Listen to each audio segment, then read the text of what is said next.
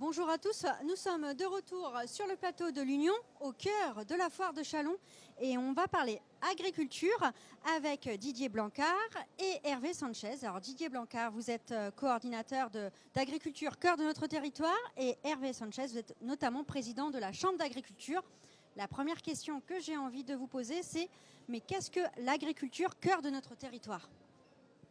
L'agriculture cœur de nos territoires résulte d'une volonté partagée de créer une marque qui soit un vecteur pour mettre en avant la richesse et la diversité de l'agriculture et de la viticulture et également de l'élevage dans le département de la Marne. Ça résulte d'une volonté de la Chambre d'agriculture et du Conseil de l'agriculture française du département de la Marne.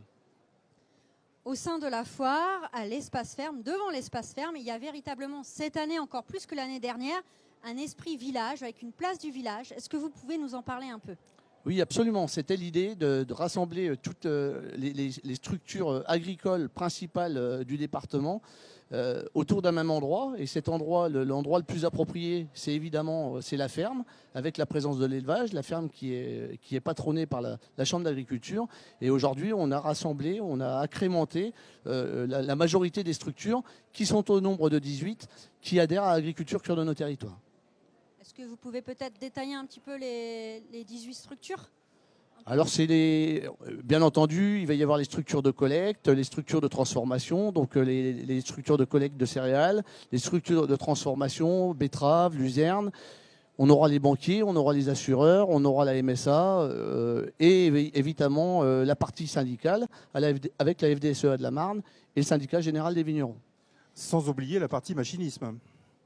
Effectivement, je te remercie. La foire de Châlons, c'est un événement important dans l'année, mais il y a un deuxième événement important qui est les étoiles de l'agriculture, dont la première édition s'est tenue l'année dernière, donc en février 2024. Est-ce qu'il est possible de faire un premier bilan de l'année dernière et puis surtout évoquer la suite ? Si vous vous souvenez, lors de cette cérémonie, j'avais promis, j'avais pas le pouvoir d'envoyer des paillettes à toutes les personnes qui étaient là, mais au moins des étoiles dans les yeux, et on a gagné. Vraiment, tout le monde a eu des étoiles dans les yeux et tout le monde avait vraiment le sourire dans un contexte quand même qui était, même, il est peut-être pas mieux aujourd'hui, mais il était très compliqué à l'époque où nous avons réalisé cette cérémonie. Donc on a réussi à fédérer, à avoir une ambiance un petit peu hors du temps. Et une grande convivialité qui a vraiment fait plaisir. Donc une première série qui a vraiment été au-delà de nos espérances. Il y aura bien une deuxième édition 2025 ?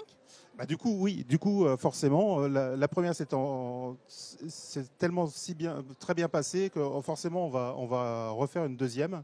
On s'était posé la question avec Didier puis l'ensemble du collectif de savoir est-ce qu'on ira plus loin. Mais ce serait vraiment dommage de s'arrêter là et on espère avoir encore plus de monde. Mais la première était déjà vraiment un véritable succès. Donc rendez-vous février, mars 2025, toujours à la Comète à Châlons ? Alors la date n'est pas encore fixée, le lieu n'est pas fixé non plus. Le but, ça serait quand même si la Comète est un magnifique écrin sur notre secteur, mais le but est quand même de pouvoir aussi bouger et pourquoi pas d'aller sur d'autres départements, pourquoi pas l'Aisne, on n'est pas figé là-dessus. Pour l'instant, rien n'est calé. Ok, mais je vous remercie.